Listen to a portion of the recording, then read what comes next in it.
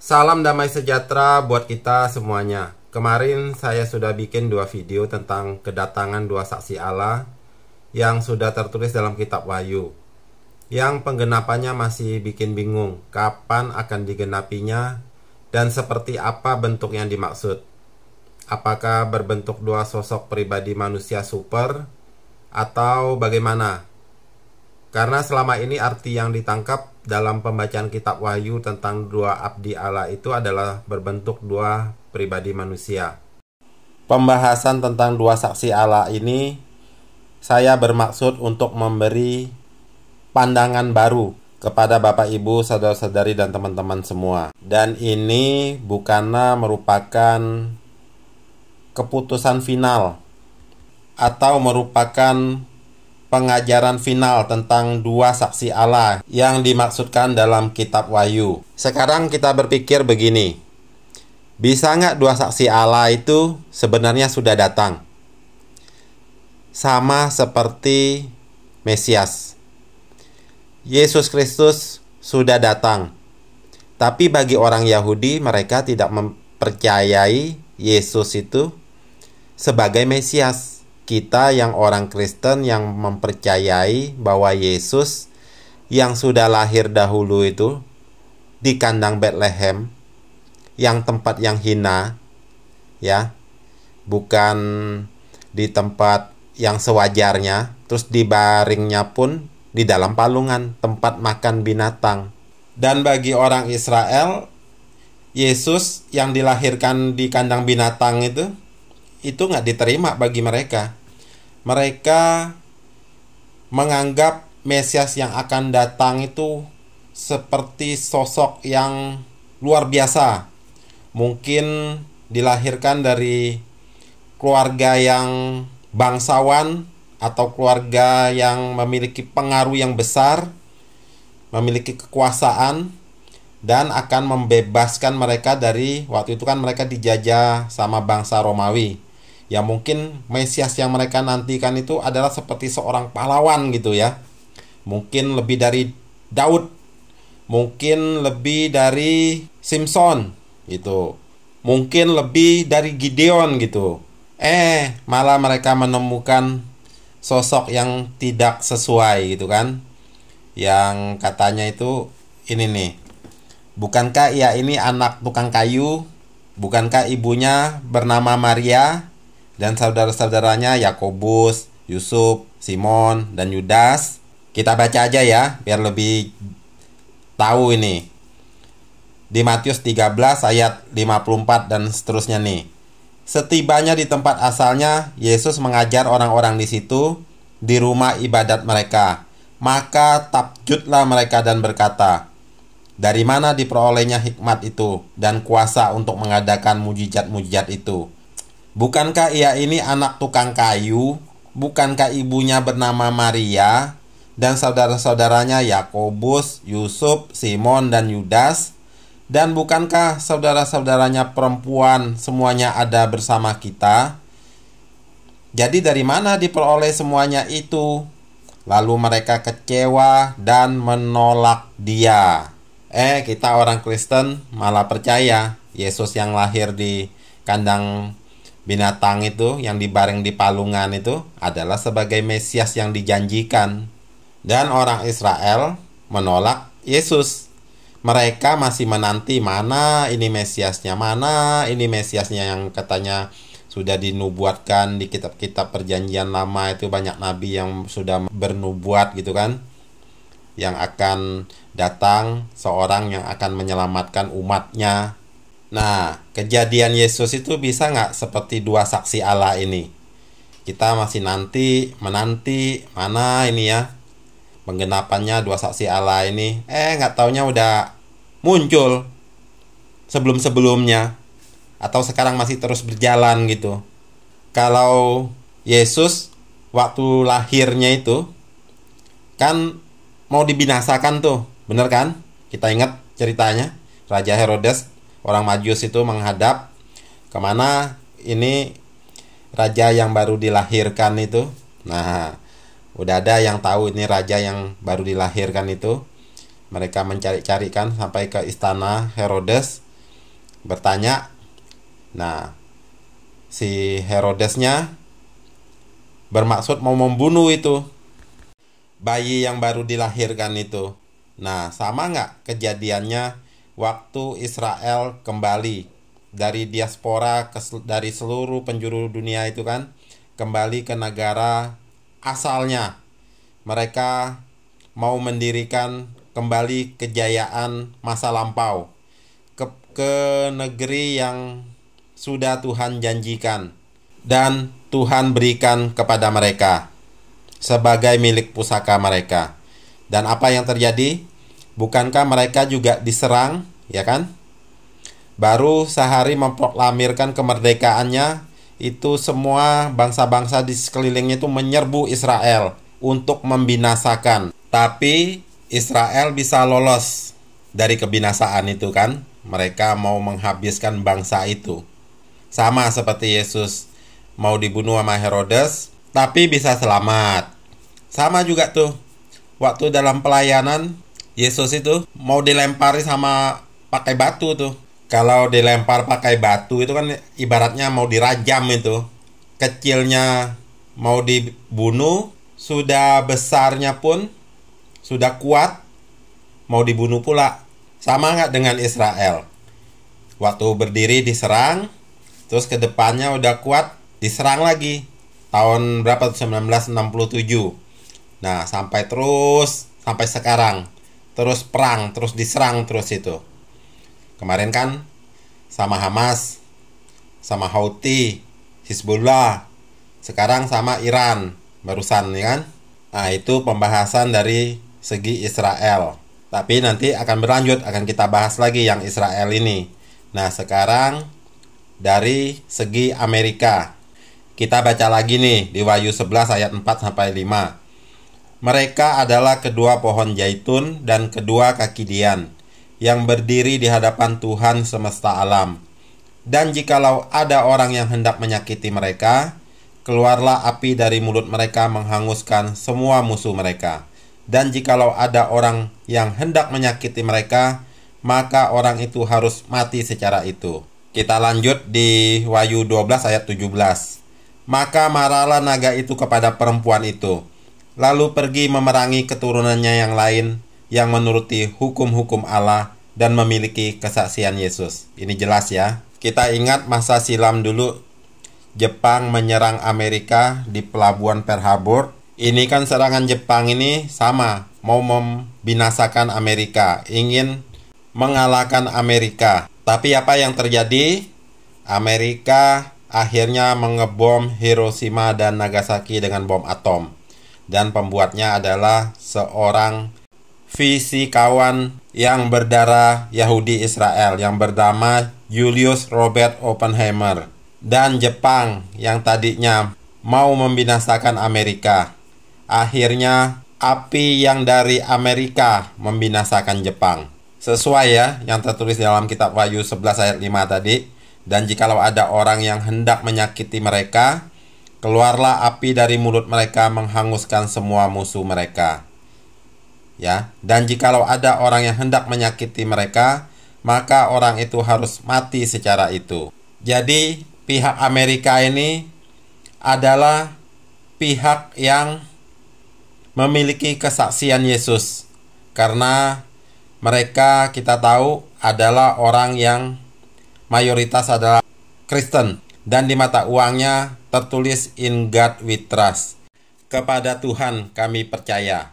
Tentu saja Tuhan yang dimaksud adalah Tuhan Yesus. Jadi kita bisa lihat bahwa dua saksi Allah dalam kitab Wahyu itu, jika digambarkan diwakili oleh Amerika salah satunya, betapa mereka memiliki kekuatan yang besar. Ya, seluruh perdagangan dunia transaksinya selama ini menggunakan US dollar. Dan di dalamnya tertulis In God We Trust. Secara tidak menyadari, bangsa-bangsa itu sudah melihat ada kemuliaan Tuhan di atas bangsa Amerika. Amerika adalah mewakili orang Kristen yang memiliki kesaksian Yesus. dan Israel adalah mewakili satu pihak. Mungkin kita bisa anggap sebagai satu pribadi saksi Allah yang menuruti hukum-hukum Allah. Nah, ini kita lihat gambar sebagai ilustrasi. Apakah dalam kitab Wahyu itu dua saksi Allah itu seperti gambar ini, bahwa jika ada orang yang hendak menyakiti mereka, maka keluarlah api dari mulut mereka menghanguskan semua musuh mereka. Apakah seperti ini? Coba kita pikir nih. Apakah api yang keluar itu dari mulut mereka itu seperti ini? Kalau apinya seperti ini, terbatas. Mau seberapa panjang apinya kalau mau menjangkau musuh mereka yang jauh, ya kan? Bisa nggak kita mengerti bahwa api yang keluar dari mulut mereka itu adalah perkataan, instruksi dari pimpinan untuk melakukan pembalasan penyerangan kepada mereka, musuh-musuh mereka yang ingin menyakiti mereka, ya kan? Seperti Jepang tadi kan, mau menyerang Amerika, pelabuhan Pearl Harbor mau dibinasakan. Seperti Israel waktu pertama kali mendirikan negaranya, negara kiri kanannya menyerang mereka, tapi akhirnya apa? Israel bisa mengalahkan mereka dengan perang, dengan api. Api yang keluar dari mulut mereka itu adalah instruksi dari kepalanya, dari pimpinan tertinggi, pusat komando. Seperti kemarin kan, Amerika menyerang 3 situs instalasi nuklir Iran, ya. Itu adalah api yang keluar dari mulut mereka, ya. Instruksi supaya melakukan penyerangan itu, pengeboman itu adalah api yang keluar dari mulut mereka. Itu yang akan membinasakan. Jadi instruksi perkataan mereka itu adalah api. Sama dengan pihak Israel. Waktu penyerangan Hamas, ya, terus Israel membalas, itu adalah api yang keluar dari mulut pemimpinnya, pusat komandonya, yang mewakili bangsa itu. Sekarang kita kembali ke cerita Tuhan Yesus. Waktu lahir mau dibinasakan, sudah berjalan, sudah dewasa, mau dirajam pakai batu, mau dibinasakan juga. Mereka tidak bisa melihat Mesias itu ada di dalam diri Yesus itu. Mereka tidak bisa melihat Mesias itu ada di dalam diri Yesus itu. Padahal ada perkara-perkara besar, perkara-perkara ajaib yang Yesus telah lakukan dengan mujizat-mujizat yang luar biasa, ya. Berjalan di atas air, menyembuhkan banyak orang sakit, ya, yang lumpuh berjalan, yang buta melihat, yang tuli mendengar, ya. Bisa kasih makan 5.000 orang hanya dengan 5 roti 2 ekor ikan, lebihnya 12 bakul, ya. Tapi mereka masih mau menantikan Mesias yang lebih dari itu. Mesias yang dilakukan Yesus itu bukanlah Mesias yang ada di dalam pemikiran mereka. Imajinasi mereka itu bukan Yesus itu.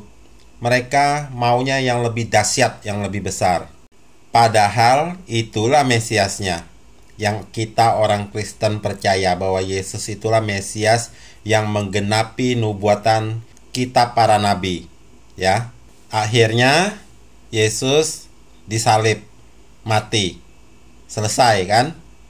Mesiasnya sudah datang, mereka tidak tahu. Mesiasnya mereka salib, disia-siakan. Bagaimana dengan dua saksi Allah? Sama, nasibnya seperti itu juga. Kan ditulis di dalam kitab Wahyu. Di Wahyu 11 ayat yang ke-7 itu kan.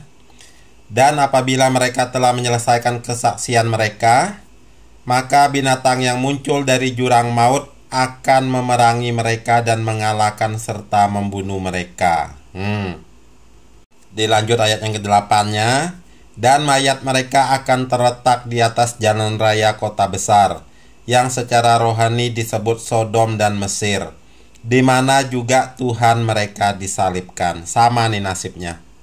Dan dilanjut dengan ayat yang ke-10-nya. Dan mereka yang diam di atas bumi bergembira dan bersukacita atas mereka itu dan berpesta dan saling mengirim hadiah, karena kedua nabi itu telah merupakan siksaan bagi semua orang yang diam di atas bumi. Bukankah Israel dibenci dan dimusuhi oleh banyak bangsa? Bangsa-bangsa sekitarnya mengingini Israel itu hilang, tidak ada. Begitupun dengan Amerika yang begitu superpower, tapi banyak yang tidak suka, yang memusuhi, baik itu secara terang-terangan maupun secara diam-diam di belakang. Dan disebut dalam kitab Wahyu itu bahwa dua saksi Allah ini akan dikalahkan oleh binatang yang muncul dari jurang maut. Sudah dinubuatkan ya, tidak bisa disangkal, tidak bisa dibantah bahwa dua saksi Allah itu akan dikalahkan oleh binatang yang muncul dari jurang maut. Sama seperti Tuhan Yesus sepertinya dikalahkan, disalib, ya kan? Dihajar. Terang itu mau dikalahkan oleh kegelapan. Tapi yang namanya terang pasti akan mengalahkan kegelapan. Sama seperti dua saksi Allah ini. Mereka juga dikalahkan, tapi roh kehidupan masuk dan membangkitkan mereka. Tapi ingat bahwa ada pasukan dari sorga. Mereka menunggang kuda putih dan memakai lenan halus yang putih bersih. Dan penunggang kuda putih itu namanya adalah Raja segala raja dan Tuan di atas segala tuan. Siapa dia? Tentu ini adalah Tuhan Yesus. Karena ia memakai jubah yang telah dicelup dalam darah dan namanya ialah Firman Allah, yaitu Yesus Kristus, Tuhan. Jadi kesimpulannya tidak bisa kuasa kegelapan itu ingin menghapus terang, ingin menggantikan terang. Tidak bakalan bisa. Walaupun kelihatannya terang itu pudar, tapi terang itu akan bersinar terik seperti matahari. Yesus mati, tapi Yesus mengalahkan kematian dengan kebangkitannya.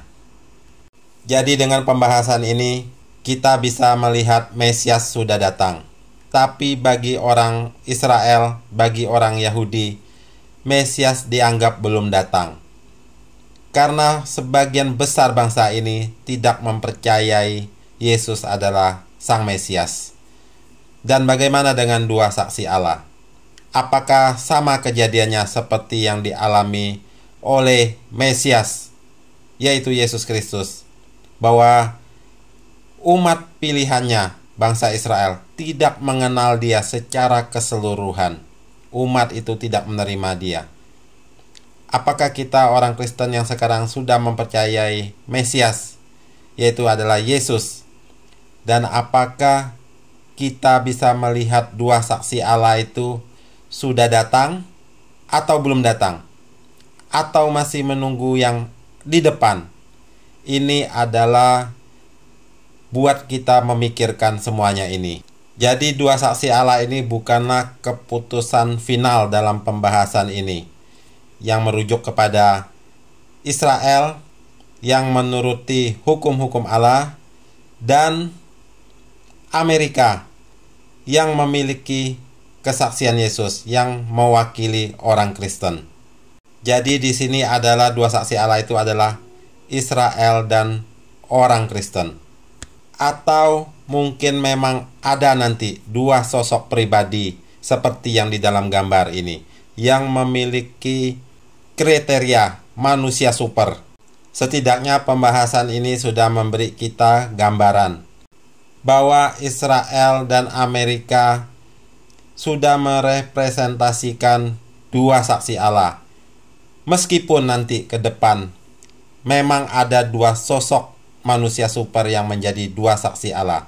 Setidaknya sekarang Israel dan Amerika yang memiliki hukum-hukum Allah dan memiliki kesaksian Yesus sudah merepresentasikan kehebatan, kedahsyatan dua saksi Allah yang mungkin nanti ke depan bisa tampil dan muncul.